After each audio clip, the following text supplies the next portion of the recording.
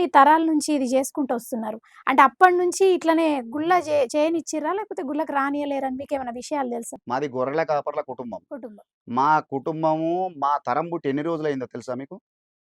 52,000 సంవత్సరాలు. 52,000 సంవత్సరాలు. 52,000 సంవత్సరాల కిందట నుండి గొర్రెల కాపర్ల కుటుంబం ఉన్నది. అప్పటినుంచెల్లి మా మల్లన్న దేవుడున్నాడు. అప్పటినుంచెల్లి మా మల్లన్న దేవుడున్నాడు. దేవుడున్నాడు. అప్పటినుంచెల్లే బండారున్నది. హ్మ్. మరి ఇప్ ఎట్లా గుళ్ళ చేయనిస్తుండేనా అప్పుడు? మీకేమైనా ఐడియా మొదటి ఉందా? నుండి గూడా మొన్నటిదాకా 98 వరకు జరిగింది గదమ్మా! మీరే చేస్తుండే. మేమే చేస్తున్నాం.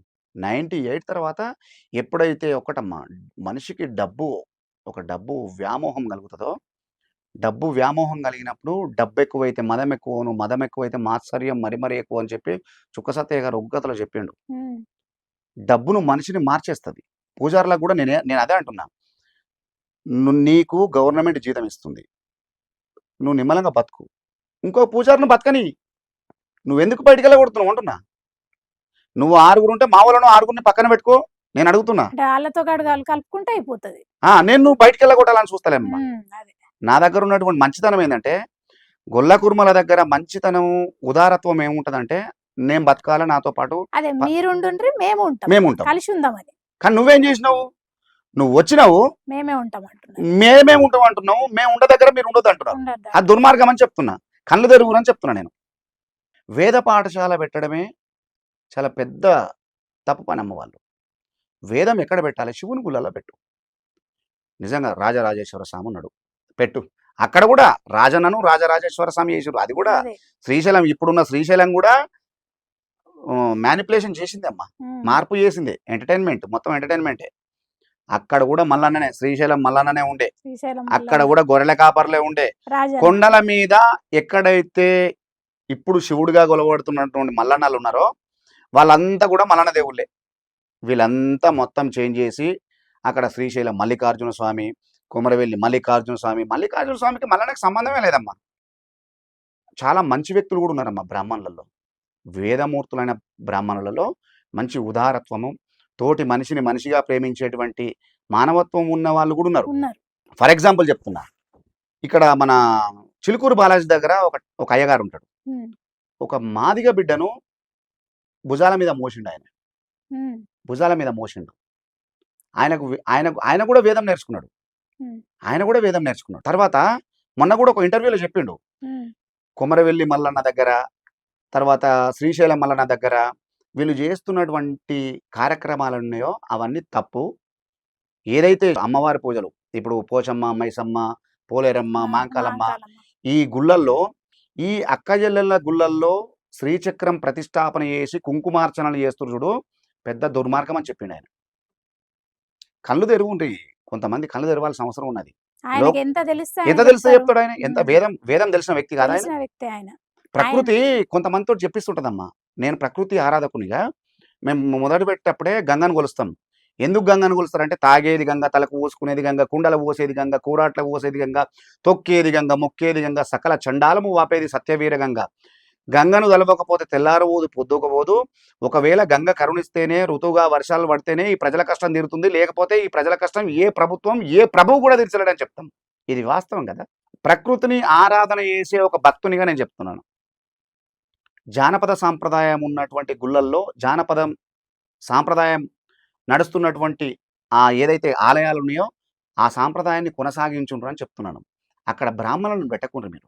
నేను సీదాగా చెప్తున్నా. ఏ సాంప్రదాయం ప్రకారం ఉన్న పూజారులు ఉన్నారో ఆ సాంప్రదాయం ఉన్న పూజారులను పెట్టుండ్రి. ఎస్ ఎల్లమ్మ, మైసమ్మ, పోచమ్మ ఇట్లాంటి అక్కదేవతలు, అమ్మ దేవతల పూజలు ఉన్నాయి కదా, గుళ్ళు ఉన్నాయి కదా. అక్కడ బైండ్ల వాళ్ళు, ఏర్ప వాళ్ళు, పంబాల వాళ్ళు ఉన్నారు. వాళ్ళని పెట్టుండ్రి. ఇప్పుడు మీరు ఏం చేస్తున్నారు? ఆగమ శాస్త్రం నేర్చుకోవడం కోసం, వేదం నేర్చుకోవడం కోసం ప్రభుత్వమే ఖర్చు పెట్టి మీకు విద్య నేర్పిస్తుంది. మీరేం చేస్తారు? విద్య నేర్చుకొని, వేదం నేర్చుకొని మా గుళ్ళల్లో చూస్తుండ్రు. తప్పు కదా. అంటే ఏంది ఆళ్ళకు? అంటే వేరే దగ్గర జాబులు లేవని చెప్పి ఈ గుళ్ళలోకి వస్తున్నారా? లేకపోతే ఎందుకు జరుగుతుంది అట్లా? అన్ని గుళ్ళలకు రానరమ్మా. అన్ని గుళ్ళలకు రారు వాళ్ళు. చాలా తెలివికలోళ్ళు కదా. ఏ గుడిలో? ఇప్పుడు మా ఊళ్ళో బీరప్ప గుడి ఉందమ్మా. మా ఊళ్ళో బీరప్ప గుడిలో కూడా లింగం ఉన్నది. ఆడికొచ్చి పూజ చేయమని. జనగాంలో మల్లన్న గుడి ఉంది. ఆడ కూడా లింగం ఉన్నది. ఆడికొచ్చి పూజ చేయమని. ఎందుకు మరి ఈ గుడికే వచ్చి చేస్తున్నారు? పైసా. ఎగ్జాక్ట్లీ పైసనే. పైసా ఎక్కడైతే అభివృద్ధి చెందుతుందో అక్కడ మాత్రమే ఉంటారు వీళ్ళు. కొంతమంది మాత్రమే. అంటే ఇప్పుడు మనకి కొమరవెల్లి మల్లన్న అంటే బాగా ప్రసిద్ధిగాంచింది కాబట్టి ఆడనే ఉంటారు. అవు బాజాప్తుగా చెప్తున్నాం. కొమరవెల్లి మల్లన్న టెంపుల్‌లో వేదం నేర్పించడమే పెద్ద తప్పు. ఒగ్గు పాఠశాల నిర్మాణం చేయరాడా? ఒగ్గు పూజారులకు పిల్లలకు ఒగ్గు శాస్త్రం ఏదో నేర్పించురాడా? వాళ్ళు డమరుకాలు కొట్టడం నేర్చుకుంటారు, డోలు కొట్టడం నేర్చుకుంటారు, మల్లన్నను ఆరాధన చేయడం నేర్చుకుంటారు, మల్లన్నను మేల్కొల్పి చేయడం నేర్చుకుంటారు. వాళ్ళ శాస్త్రాన్ని పక్కకు పెట్టి వాళ్ళని బాధారులు ఎంబడి తోలి మీరు గర్భగుళ్ళుండి ఏంది నాటకం అంతా తమాషలంతా? అంటే ఇప్పుడు మల్లన్న గురించి మీరు చేస్తున్నారు కదా పోరాటం. ఇప్పుడు మీరిట్లా జేయాలి పూజ అది ఇదని. అంటే దీని మీద గూడా ఏమన్నా మీరు ఒగ్గు రూపంలో ఏమన్నా చెప్పిర్రా? ఒగ్గు కథ రూపంలో? ఆ! పెద్ద ఉద్యమాలు నడిచినాయమ్మా. అదే ఆ పట్నమే ఉద్యమము చేసినాం. మీరు పోరాటము ఆ! పాట రూపంలో ఎట్లా చెప్పిర్రా మీరు? పట్నమేసి ఏది దేవాదాయ శాఖ ఏదైతే హైదరాబాద్ బొగ్గులకుంటలో ఉందో, ఆ దేవాదాయ శాఖ ముంగట పట్నమేసి మల్లన్నను గొలుసుకుంటూ, వేలాది జగ్గులు కొట్టుకుంటూ, వందలాది డోళ్ళు కొట్టి, మీరు చేస్తున్నది తప్పు అని చెప్పినాం.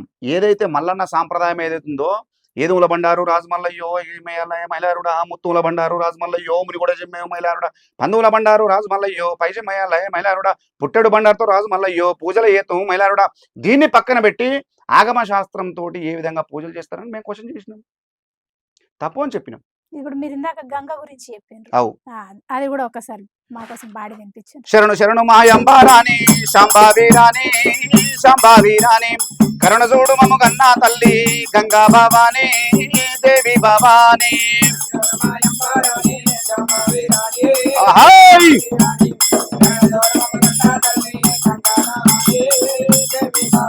ఏయ్!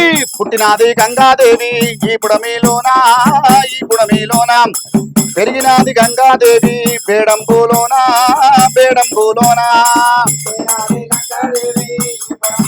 ఎరెరెరేయ్!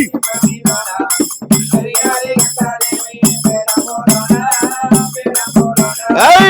గంగ వచ్చే చూడారమ్మా గాలి మేఘానా గాలి మేఘానా, గోను మందు ముత్యాల పేరు ఒల్లందు మెరియా ఒల్లందు మెరియా.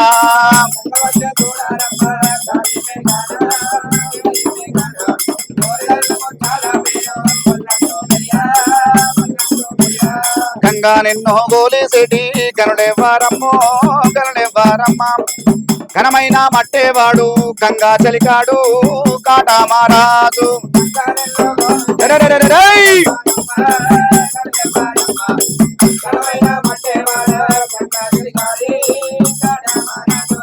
ఈ గంగ పాట గంట సేపు ఉంటదన్న. గ్రామ దేవతల ప్రార్థన ఒక గంట సేపు ఉంటది. తర్వాత గణేశుని ప్రార్థన ఒక గంట సేపు ఉంటది. పట్టణ వర్ణింపు ఒక గంట సేపు ఉంటది. ఏ పాట పాడినా, ఏ ఒక్క కథా గేయం తీసుకున్నా గంట సేపటికి తక్కువ ఉండదు. అన్ని ఇప్పుడు పాటలు పాడడం వేరు, ఇది పాడడం వేరు. అంటే ఒగ్గు కథ చెప్పుడు వేరు. హ్మ్. అంటే దీనికి ఎంతసేపు చేస్తారు సాధన? మా సాధనలు అలాగుంటాయమ్మా. హ్మ్. అది బయటికి చెప్పేటివి కావు గానీ, హ్మ్. కొంత మీకు చెప్పాల్సిన అవసరం ఉన్నది. ఒక చిన్నగా సాధనలు మాకోసం. ఎట్లుంటాయంటే, హ్మ్. చేప పిల్లకు ఈత ఎవరు నేర్పించిర్రంటే ఏం చెప్తాం? చేపకు ఎవరు ఈతను నేర్పారు? అది సృష్టి ధర్మం. అదే సృష్టి ధర్మం అది. సృష్టి ధర్మం. ఒగ్గు పూజారులకు గూడా నాలుక మీద నక్షత్రం, పుక్కిట పురాణం ఇళ్ళనే ఉంటది మాకు పురాణం అంతా. మేము ముంగట తండ్రులు చెప్తుంటే ఒకటేసారి అబ్జర్వేషన్‌లో ఒకటేసారి అనుకుంటాం. తరతరాలు మీ ఫ్యామిలీ వారసత్వం వారసత్వంగా వస్తున్నది. ఇంతవరదాకా ముద్రణ రూపంలో లేదు. మొట్టమొదటిసారిగా నేను పీహెచ్‌డీ చేస్తున్న సందర్భంలో, సరే పూర్వీకులంత గొప్పవాళ్ళం ఇప్పుడు మనం కాదు. మనంత గొప్పవాళ్ళు మన ముందు రేపటి తరం తరం ఇప్పుడు కాకపోవచ్చు. నేటి తరం. మేబీ అంతకంటే గొప్పవాళ్ళు అయ్యుండొచ్చు.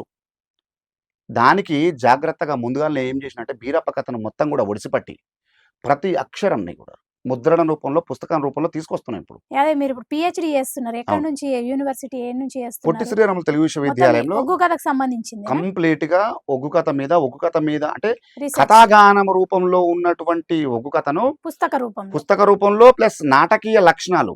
అది నాటక రూపంలో ఉన్నది. అది హైడ్‌లో ఉన్నది. హ్మ్. దాన్ని బయటికి తీసుకురావడం జరిగిందండి. ఓకే. ఒగ్గు కథలో నాటక లక్షణాలు పుష్కలంగా దాగున్నాయమ్మ. ఆ నాటక లక్షణాలను బయటికి తీసుకురావడం జరిగింది. నవరసాలున్నాయి. ఆంగికం, వాచికం, సాత్వికం, ఆహార్యం, చతుర్విధాభినయ చర్చ ఉన్నదనల. ఆ చర్చను గూడా మొత్తం చెప్పిన అనల. నవరసాలు ఏమున్నాయనేది చెప్పిన. వీరత్వం ఏంది, శాంతమేంది, బీభత్సమేంది, శృంగారమేంది, ఈ ఉన్నటువంటి 9 రసాలేవైతున్నాయో ఒక్కొక్క రసం ఎక్కడెక్కడ ఉన్నది, ఏ రకంగా ప్రదర్శిస్తున్నారు ప్రస్ఫుటంగా చెప్పడం జరిగింది.